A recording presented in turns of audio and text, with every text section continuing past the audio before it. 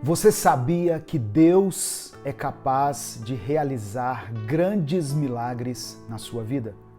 Mesmo quando você tem pouquíssimos recursos, mesmo quando você está diante da escassez, nós servimos a um Deus que é o Deus do impossível. Portanto, se você espera, se você está em busca de um milagre do Senhor, eu peço que você fique aqui conosco, ouça essa palavra até o final. A paz do Senhor, irmãos. Quem fala aqui é o pastor Edivaldo Oliveira. Você está no canal Minuto com Deus. Esse é o nosso culto online. É um momento em que a gente para aquilo que estivermos fazendo para refletirmos na palavra de Deus, para orarmos uns pelos outros. Amém? E hoje, ao final dessa mensagem, nós vamos celebrar a ceia do Senhor. Então eu convido você a preparar o seu suco de uva e o seu pão, e no final nós vamos relembrar o sacrifício de Jesus por nós, lá na cruz do Calvário. Essa foi uma ordenança que Jesus deixou para os seus discípulos. Antes de começar, deixa eu só dar alguns recados aqui. Eu sempre peço que você que está nos acompanhando, você que está assistindo a esse culto, que você deixe o seu like aí nesse vídeo. Isso é muito importante para nós. Isso faz com que a gente tenha condições de continuar produzindo conteúdo aqui. Porque o YouTube, ele reconhece a relevância de um canal, de um conteúdo, a partir das interações que existem naquele vídeo. Então, quanto mais curtidas, quanto mais comentários e quanto mais compartilhamentos tiverem, mais o YouTube recomenda essa mensagem para outras pessoas. E assim, muitas vidas são alcançadas pela palavra do Senhor. O segundo recado é em relação ao nosso aplicativo. Você sabia que já existe o aplicativo Minuto com Deus para você baixar no seu celular? Lá tem várias mensagens. Você é notificado quando a gente posta mensagens novas nos nossos canais. Lá tem mensagens em texto. Tem pessoas que gostam de ouvir a mensagem e ler a mensagem. Lá tem mensagens em texto. Lá tem imagens para você edificar a sua vida espiritual. Então, baixe o nosso aplicativo aí no seu celular. Amém? No nome de Jesus. Outra coisa, nós lançamos há 2 meses a nossa loja online, que é minutocomdeus.net. O link vai estar na descrição aqui desse vídeo. Lá nessa loja você pode clicar, você pode adquirir os nossos produtos. Olha aqui, a nossa caneca. Os nossos livros estão lá também disponíveis. Então, quando você acessa a nossa loja online, você está sendo abençoado, porque você vai estar alimentando-se da palavra de Deus através dos livros, e você vai estar abençoando o nosso ministério. Amém? Então, eu estou falando essas coisas logo no começo, porque esse é o nosso culto. Então, esse seria o nosso momento de oferta. Além disso, na descrição do vídeo tem várias formas de você ajudar o nosso ministério. Nós temos uma conta jurídica, nós temos Pix, nós temos o Apoia-se. Então, fique à vontade, né? E a última coisa, se você ainda não é membro do canal, seja membro do canal.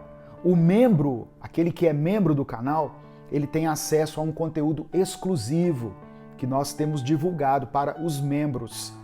E você também estará nos ajudando. Amém? No nome de Jesus. Então, vamos para a palavra do Senhor. Prepare aí os seus elementos para a ceia, o suco de uva, o pão. No final nós vamos orar consagrando esses elementos e vamos cear juntos, relembrando o que Jesus fez por nós na cruz do Calvário. Hoje eu quero compartilhar uma palavra com você que está no Evangelho de João, João capítulo 6.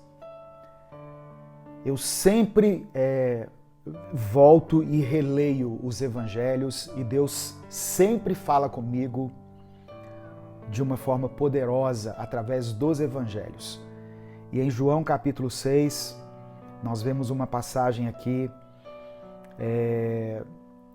muito forte, onde nós vemos o poder de Deus para operar no meio da escassez, o poder de Deus para operar onde há poucos recursos. Por isso que eu perguntei, a você que está em busca de um milagre, e eu disse que você serve a um Deus que é o Deus do impossível, porque hoje nós vamos falar sobre isso, o milagre da multiplicação. João capítulo 6, eu quero ler do verso 1 ao verso 14. Se você puder, abra sua Bíblia, ou se não puder, apenas ouça essa leitura que eu vou fazer aqui. Diz assim a palavra do Senhor. Algum tempo depois, Jesus partiu para a outra margem do mar da Galileia, ou seja, do mar de Tiberíades. E grande multidão continuava a segui-lo, porque vira os sinais miraculosos que ele tinha realizado nos doentes. Então Jesus subiu ao monte e sentou-se com os seus discípulos.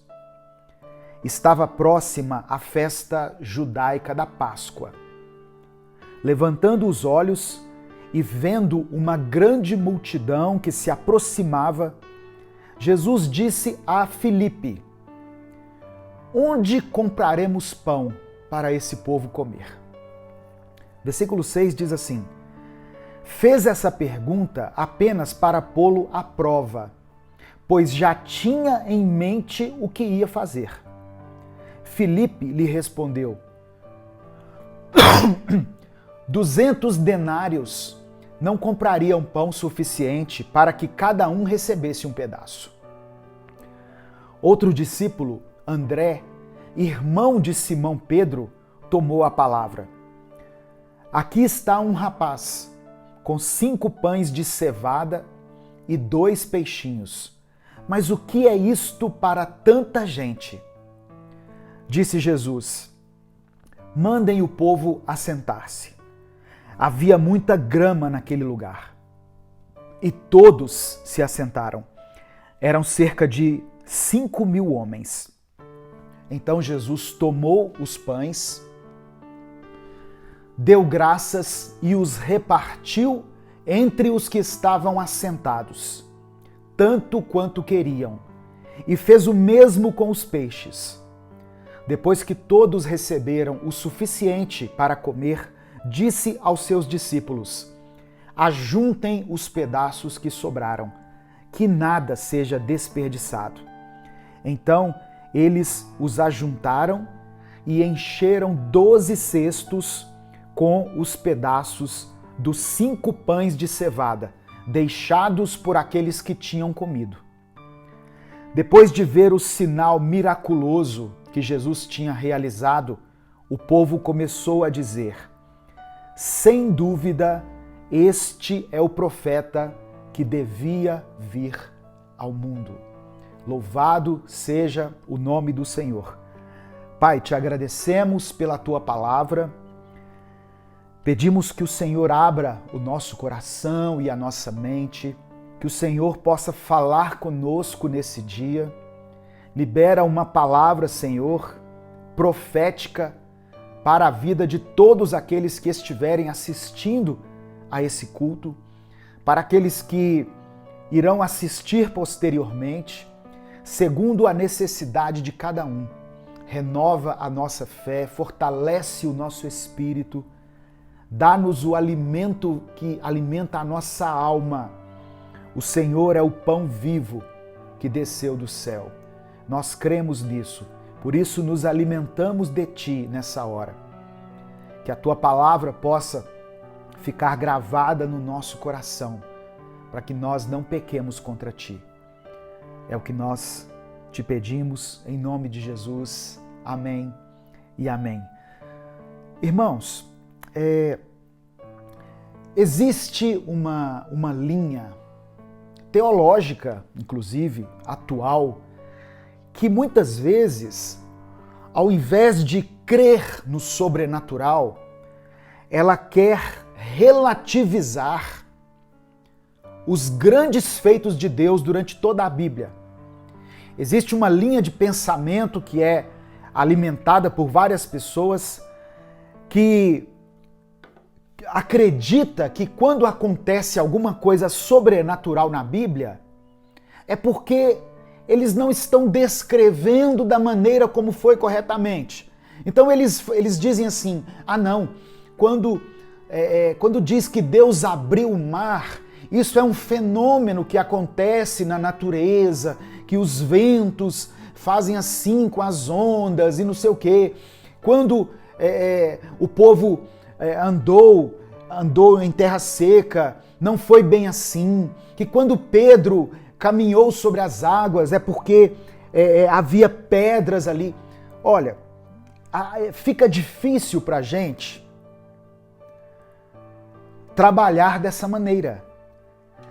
Se você crê em Deus, se você diz que crê em Deus, que crê na Bíblia, você está dizendo que crê em um Deus que criou o universo, que do nada fez os céus e a terra, que fez com que houvesse águas na terra, que separou a parte seca e chamou de terra, que colocou o sol, a lua, as estrelas nas galáxias. Se você está afirmando que crê num Deus de tamanho poder e soberania, se você crê realmente, falar de multiplicar pão, isso aí não é nada. Você está entendendo o que eu estou dizendo? Ou nós cremos em Deus, no Deus da Bíblia, no Deus poderoso e sobrenatural, ou então nós vamos relativizar todos os milagres, todos os relatos bíblicos. Mas porque algumas coisas não batem com a ciência. Deus não está nem aí para a ciência. Deus é um Deus que opera no sobrenatural. Então, Deus é espírito. Eu creio em Jesus pela fé. Eu não creio porque os meus olhos estão vendo. Isso é ciência. Cientificamente falando, nós vamos acreditar naquilo que nós vemos. Uma teoria científica é baseada naquilo que se pode observar com os nossos olhos. Só que em Deus nós cremos pela fé. Então, eu até respeito aqueles que são ateus, aqueles que querem relativizar os milagres de Jesus, mas eu creio na Bíblia totalmente. Quando a palavra diz que Jonas foi engolido por um grande peixe, eu acredito nisso, eu creio nisso. Eu não acho que isso seja uma história da carochinha. Então, nós precisamos definir que tipo de teologia nós iremos seguir. Aquela que crê que Deus... o profeta Isaías diz que Deus... agora eu me confundi aqui, se é Isaías ou se é alguma passagem de Salmos, que diz que Deus estende o universo como se fosse um tapete. Que diz que Deus conhece as estrelas pelo nome. Diz que Deus é aquele que se assenta na circunferência da terra. Então eu creio nesse Deus. Então se eu estou crendo nesse Deus, aí sim eu posso falar de milagres. Mas se eu quero relativizar, se eu quero racionalizar esse Deus que é descrito nas Escrituras, então eu vou procurar uma linha, uma igreja, algum lugar que acredite nesse Deus aí de uma forma assim limitada. Mas eu creio num Deus poderoso, um Deus onisciente, ele sabe todas as coisas, onipotente, ele tem poder sobre todas as coisas, e onipresente, ele está em todos os lugares. Esse é o nosso Deus, o Deus do impossível. Então, se você crê nesse Deus, eu convido você a refletir aqui nessa palavra sobre essa ótica, sob essa ótica de um Deus que pegou o pão, né? Eu estou com o elemento pão aqui para tomar a ceia, de um Deus que pegou o pão e o multiplicou de uma forma milagrosa, de uma forma sobrenatural. Não através de uma ilusão de ótica, através de um truque de mágica, não. De uma ação sobrenatural, que só o nosso Deus pode fazer. Então, esse é o Deus em quem eu creio. Fé é um princípio essencial para que nós nos aproximemos de Deus. Se você quer agradar a Deus, tenha fé. Não tente agradar a Deus através dos seus feitos, dos seus próprios méritos, da sua força. Tenha fé apenas. Porque sem fé é impossível agradar a Deus. E é necessário que aquele que se aproxima de Deus creia que Ele existe e que Ele é o galardoador de todas as coisas. Ele é quem nos dá todas as coisas. Se há um fôlego de vida em mim e em você, isso veio de Deus. A ciência pode até fazer um clone, pode clonar uma pessoa, pode reproduzir uma vida, fazer um robô, mas o fôlego de vida, o sopro de vida, isso só vem de Deus. Não há laboratório, não há estudo científico que consiga proporcionar isso. Por isso que quando alguém morre, é porque foi tirado dele o fôlego de vida. Então, aqui nos evangelhos, nós encontramos vários milagres que Jesus fez, que Jesus operou. Tem alguns milagres que são narrados em um evangelho só. Tem outros que são narrados em 2 dos evangelhos. Só que esse milagre da multiplicação dos pães e dos peixes, ele é narrado 4 vezes. Em todos os evangelhos, nós encontramos esse milagre. Lembrando que a Bíblia é um livro que foi escrito pelo homem, inspirado pelo Espírito Santo, e os evangelhos foram escritos por 4 pessoas diferentes. Só para exemplificar, é o seguinte: imagina se uma pessoa chega para você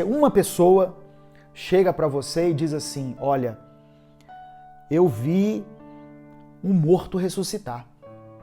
Aí você fala assim, imediatamente você pensa assim, esse cara ficou louco, esse cara pirou. Quem morre não ressuscita. Mas aí você imagina mais 3 pessoas chegando junto com esse primeiro e falando assim: nós estávamos lá, nós vimos também. Aí você pensa assim, opa, então isso não é uma loucura coletiva, isso pode ter acontecido de verdade. Quando um milagre, quando um acontecimento é narrado nos evangelhos, é porque o testemunho de 2 é verdadeiro. O testemunho de várias pessoas é verdadeiro. Então, quando a Bíblia fala dos milagres, é para que a nossa fé reconheça, é para que nós reconheçamos através da fé que o nosso Deus é o Deus do impossível. Ele é um Deus que pode nos operar um milagre. Não tem nada, eu vou dizer de novo, não existe nada que Deus não possa fazer na sua vida. Não existe nada que Deus não possa fazer na sua vida. É claro que entre a oração e o milagre está a vontade de Deus. Acima da nossa oração, acima do que pode vir a acontecer, está a vontade de Deus. Então, nós podemos e devemos orar por coisas grandes e por coisas pequenas, mas sempre dizer ao Senhor: seja feita a tua vontade. Amém? Então, aqui nós encontramos uma passagem onde os discípulos de Jesus estavam diante de uma dificuldade que era uma dificuldade de escassez. Havia uma grande multidão seguindo Jesus, e essa multidão seguia Jesus porque via os sinais que ele operava, via ele curando os doentes. Então a multidão estava ali atrás de Jesus. Muitas vezes nós vamos a Jesus por causa disso, não é? Por causa do milagre, por causa da cura. Às vezes nós não vamos para aprender, para nos tornarmos pessoas melhores. Nós vamos atrás das bênçãos. Mas não tem problema não. Mesmo você que foi até Deus somente atrás de uma bênção, Deus pode te abençoar, mas Deus vai querer que você se assente com Ele e Ele vai querer te ensinar também. Muito mais do que operar um milagre na sua vida, Deus quer transformar o seu caráter. E a multidão seguia Jesus porque via os sinais milagrosos que ele fazia entre os doentes. E aí Jesus subiu ao monte, Jesus subiu num lugar alto, se assentou com os seus discípulos. Eu acho interessante que quando alguém vai pregar, quando alguém vai fazer um discurso, essa pessoa procura o lugar mais alto e fica de pé. E todos os que estão ouvindo geralmente se assentam para ouvi-lo. Isso passa uma percepção de que aquele que está falando é maior, sabe mais do que todo mundo ali. É uma forma impositiva, é uma forma de se impor diante de uma plateia. Só que a palavra diz que os sermões que Jesus pregou, ele pregou assentado. Ele reunia a multidão e se assentava. O que eu entendo aqui é que Jesus estava dizendo, sem palavras, que ele também era humano. Ele se fez como um de nós. Jesus era Deus, ele estava com Deus lá na criação. João capítulo 1 diz isso. No princípio era o Verbo e o Verbo estava com Deus e o Verbo era Deus. Então Jesus era Deus, porque eu creio na Bíblia. Só que esse Deus, ele se fez em forma humana e veio habitar entre nós. E como Deus, ele não ousou ser maior do que nós. Jesus, em momento algum, ele se impõe como Deus. Ele não intimida as pessoas como Deus, mas ele se comporta como homem, o melhor dos homens, o mais perfeito dos homens, mas como homem. Ele foi tentado como homem, ele enfrentou a cruz como homem, ele não enfrentou os grandes desafios da sua vida como Deus, mas como homem. E aqui ele se assenta com a multidão. E estava próxima a festa da Páscoa, é o relato de João aqui. E quando Jesus viu aquela multidão se aproximando, ele perguntou primeiro para Filipe, um dos discípulos. Ele falou assim: Filipe, onde que nós vamos comprar pão para esse povo comer?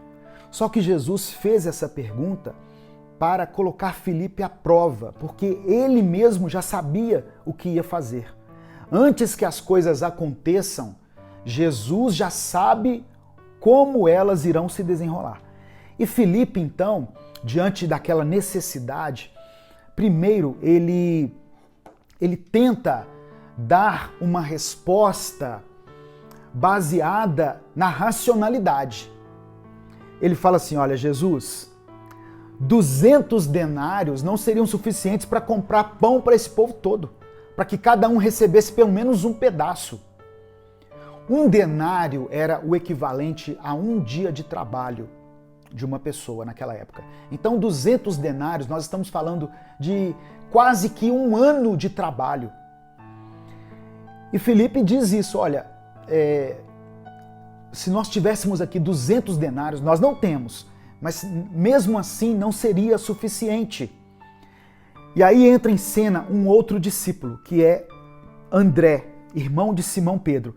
Ele já apresenta, pelo menos assim, uma proposta de solução. André diz assim: Jesus, olha, tem aqui um rapaz que trouxe um lanche. ele tem 5 pães e 2 peixes.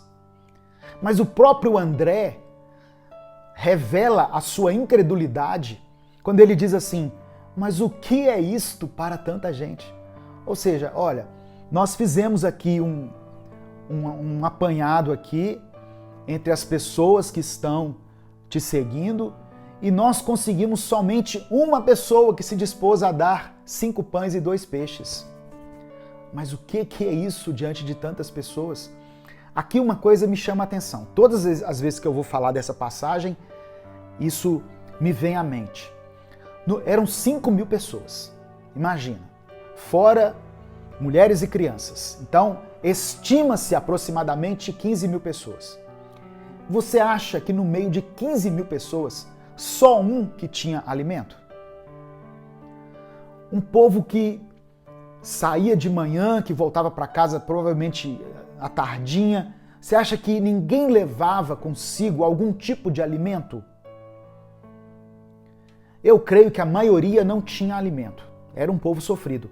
Mas certamente muitos ali tinham o alimento. Mas apenas um se dispôs a entregá-lo para Jesus.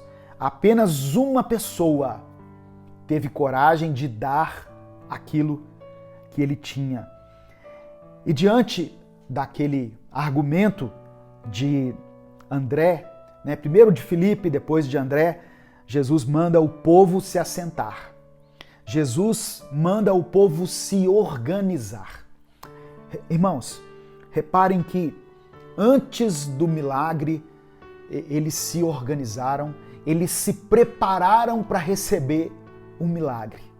É interessante isso, né? Às vezes a gente ora a Deus pedindo por alguma coisa, mas lá no fundo a gente não crê que a coisa vai acontecer, não. E a gente não se prepara para receber o milagre. Mas aqui, antes da multiplicação, Jesus mandou o povo se organizar. Jesus falou assim: olha, assenta todo mundo, porque tinha muita grama lá no lugar e todos se assentaram. Jesus não fez um negócio assim avacalhado de qualquer jeito, não. Ele organizou as pessoas. Tem um outro texto dos evangelhos que diz que eles fizeram grupos, porque em grupos seria mais fácil para os discípulos distribuírem o alimento para eles. Imagina 5.000 pessoas. Então, às vezes, enquanto você está dando o pão e o peixe para um, quando você vai dar para o outro, esse primeiro aqui já comeu e já está querendo mais. Então, por isso, eles se organizaram. A coisa foi organizada. Deus fala ao meu coração nesse momento que Ele quer que você organize a sua vida.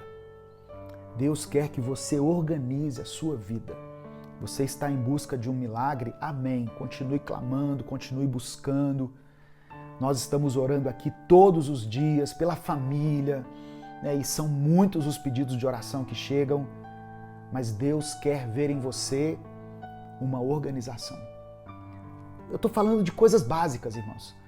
Essa semana eu abri uma gaveta minha, que eu estava procurando um documento, e aí eu vi o tanto de papel inútil que eu tinha guardado, sabe? E eu pensei, meu Deus, eu preciso me organizar. Às vezes eu abro o meu guarda-roupa e eu vejo algumas peças de roupa que eu não uso mais. Eu penso, meu Deus, eu tenho que organizar isso aqui, eu preciso doar isso para alguém, isso pode estar sendo útil para alguém. Organize-se. Está em busca de um milagre do Senhor? Organize a sua vida. Coloque em dia a sua vida. Dentro daquilo que é possível, se organize. No nome de Jesus. Repare que o milagre foi Jesus que operou. Mas toda a logística do milagre foi feito pelos homens. Alguém fez um cálculo de que dinheiro não dava, de quanto dinheiro não dava. Alguém foi atrás de uma pessoa que tinha alimento. Alguém se dispôs a dar o alimento. Os discípulos organizaram a multidão. Os discípulos distribuíram o alimento. Então existe existem coisas que nós devemos fazer para que o milagre nos alcance. É isso que Deus me revela aqui nesse texto. Amém? Em nome de Jesus. Você precisa se organizar. Somente depois que estava todo mundo assentado, foi que Jesus tomou os pães, deu graças. Outra coisa aqui, Jesus agradeceu. Jesus agradeceu. Às vezes, nós esperamos tanto pelos milagres de Deus, por um grande milagre que nós estamos buscando, que nós nos esquecemos de agradecer ao Senhor pelos pequenos milagres que nos são dados todos os dias. Eu falei aqui do fôlego de vida. Irmão, respirar é um milagre. Respirar envolve oxigênio, envolve as nossas vias nasais, envolve os nossos batimentos cardíacos, o enchimento dos nossos pulmões. Tudo isso é um milagre de Deus. Mas nós, muitas vezes, não nos apercebemos disso e não valorizamos isso. Jesus pegou aqueles 5 pães e aqueles 2 peixes e agradeceu a Deus. E aí ele foi só multiplicando. E aí ele começou a multiplicar. Antes do milagre, Deus quer ver, primeiro, na sua vida, organização. Segunda coisa, gratidão. Deus quer ver gratidão. E aí a palavra diz que Jesus deu graças e repartiu entre aqueles que estavam assentados, fez a mesma coisa com os peixes e todos foram abençoados ali. Todos foram abençoados ali naquele dia. E aí depois que estava todo mundo satisfeito, Jesus falou para os seus discípulos assim: ajuntem os pedaços que sobraram. Aqui fala sobre um outro princípio que é o desperdício. Nós não podemos desperdiçar aquilo que Deus nos dá. Primeiro, as pessoas têm uma visão da escassez.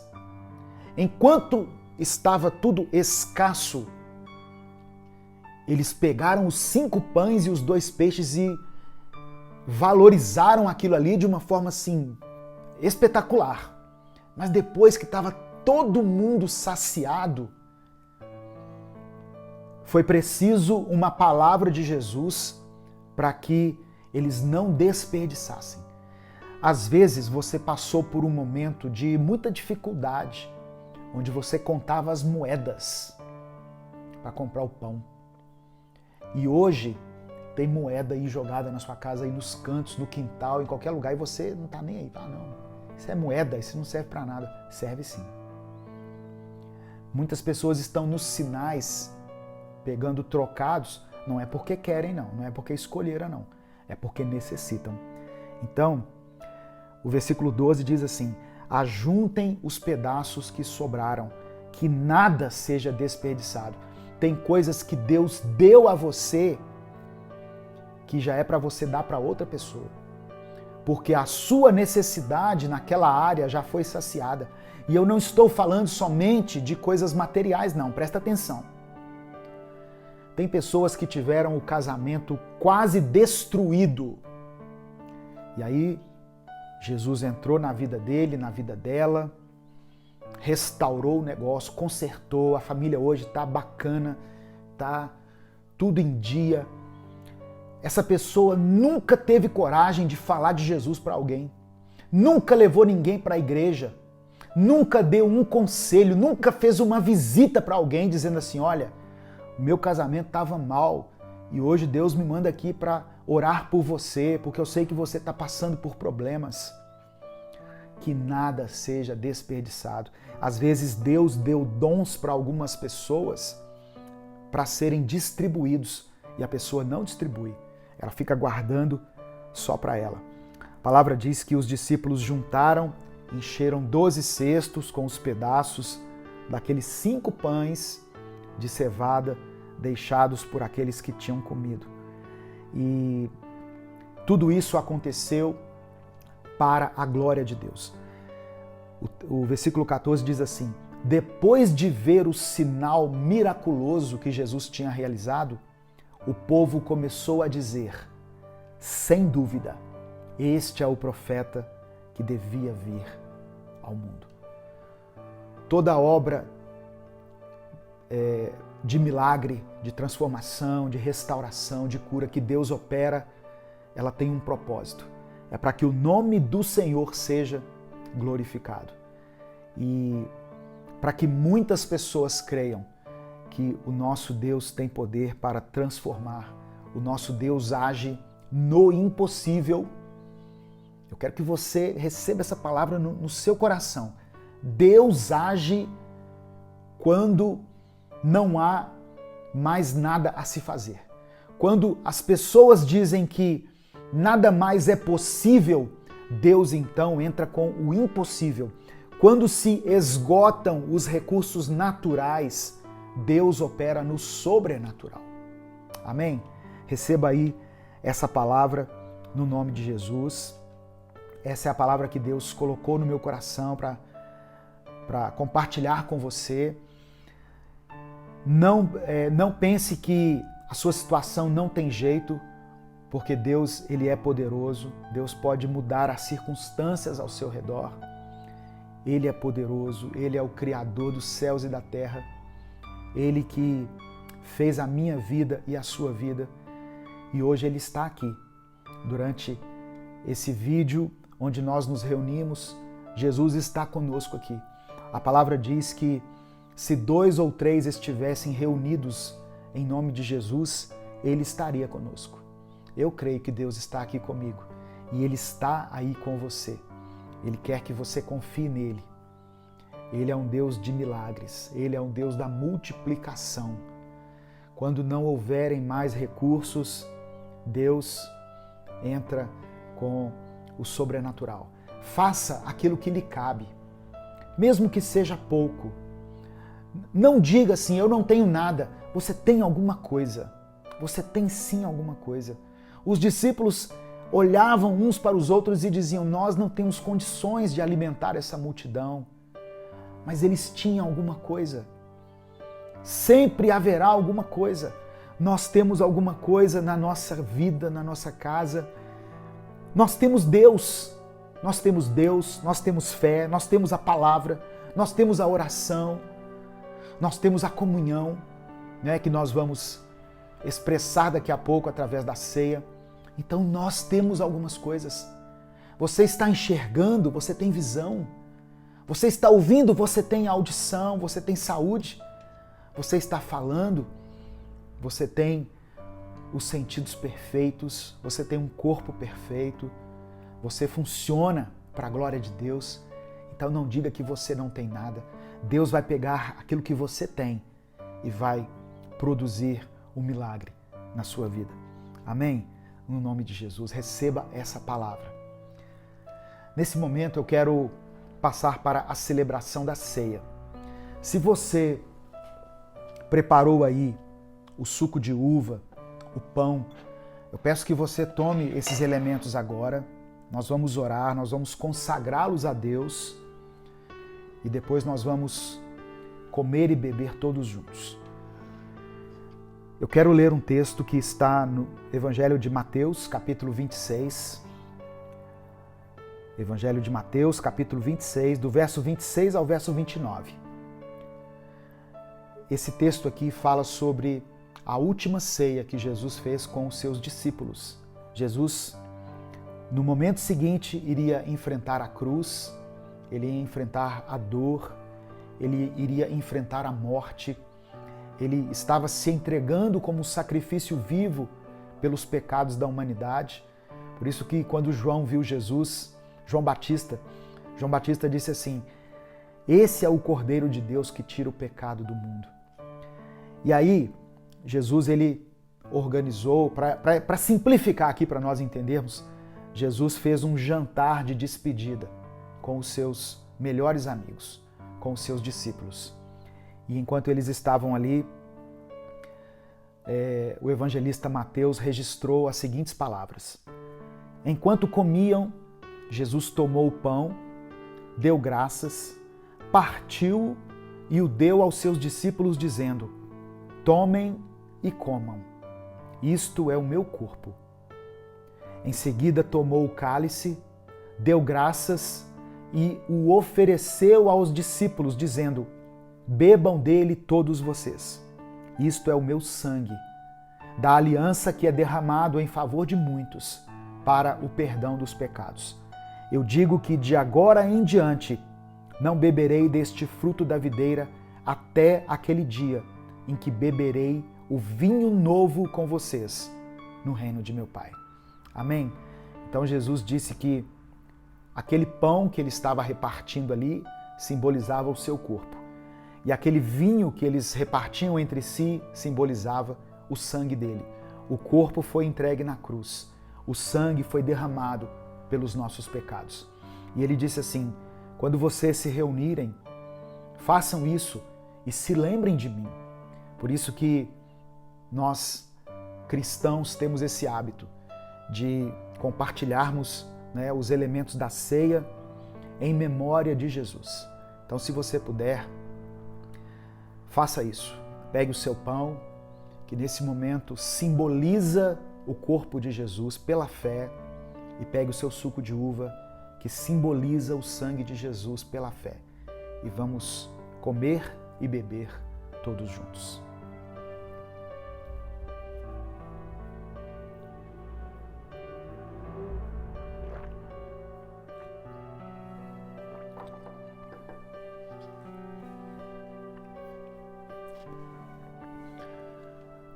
Eu quero orar agradecendo a Deus por esse momento. Obrigado pela sua paciência. Obrigado por ter acompanhado até aqui essa transmissão. Vamos falar com Deus, vamos clamar a Ele. Vamos continuar clamando a Ele pelos milagres e nos organizarmos naquilo que estiver ao nosso alcance, termos um coração grato por tudo aquilo que o Senhor já fez na nossa vida. Pai amado e querido, nós te damos graças, Senhor, pelo teu imenso amor, pela tua palavra, pela tua unção, por tudo que o Senhor tem feito na nossa vida. Ó Deus, eu louvo a Ti pelo teu sacrifício na cruz do Calvário, pela minha vida, pela vida desse irmão e dessa irmã que também creem no teu poder. Que nós possamos testificar através do teu Espírito Santo em nosso coração que o Senhor é o nosso Deus, que o Senhor é o nosso Pai, que o Senhor é o nosso Mestre. Ó Deus, nós cremos no Senhor pela fé, cremos nos milagres, cremos na Bíblia, cremos nos relatos bíblicos, porque sabemos que o Senhor é um Deus que opera de uma forma impossível. Então, nos perdoe, porque muitas vezes nós queremos racionalizar o teu agir, pensando que o Senhor vai agir somente de acordo com o nosso entendimento. Mas compreendemos que o Senhor vai muito além das nossas expectativas. O Senhor pode nos dar muito além daquilo que nós pedimos ou pensamos, segundo o teu poder. Ó Deus, que nós possamos alcançar do Senhor os pequenos milagres e os grandes milagres. Eu peço que o Senhor visite nesse momento essa pessoa que está diante de um problema cuja solução parece ser impossível. Ele já pensou no que fazer, ela já pensou nas possibilidades e aos olhos deles não há mais o que fazer. Mas através dessa palavra, que o Senhor possa abrir a nossa mente, abrir o nosso coração e alimentar a nossa fé. Queremos crer no impossível e queremos receber de Ti o impossível, segundo a Tua vontade. Segundo a Tua vontade. Cumpra-se em nós a Tua vontade, Senhor, em nome de Jesus. Nos ajude a nos organizarmos. Eu sei que essa palavra, essa expressão pode ter falado de uma forma diferente para muitas pessoas. Mas que o Senhor possa testificar isso. Queremos nos assentar para receber aquilo que vem de Ti.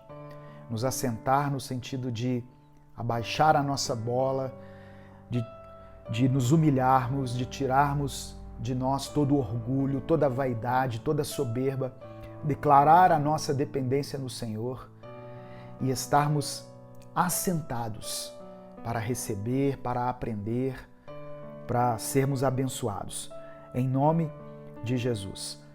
Obrigado por essa palavra que tanto falou ao nosso coração.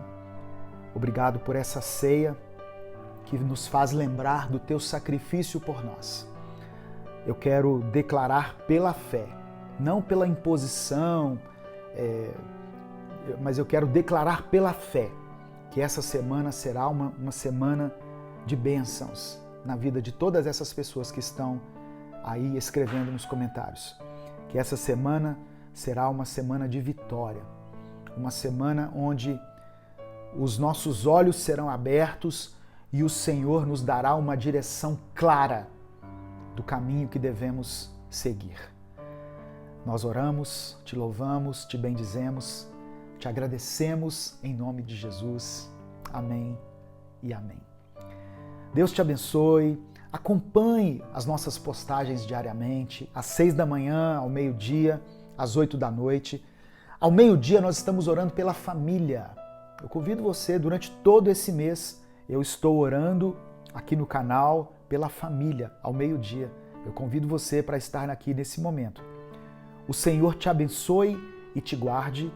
O Senhor faça resplandecer o seu rosto sobre ti e tenha misericórdia de ti. O Senhor sobre ti estenda a tua face e te dê a paz. Um grande abraço a todos. Até o nosso próximo culto ou até a nossa próxima mensagem, se Deus quiser.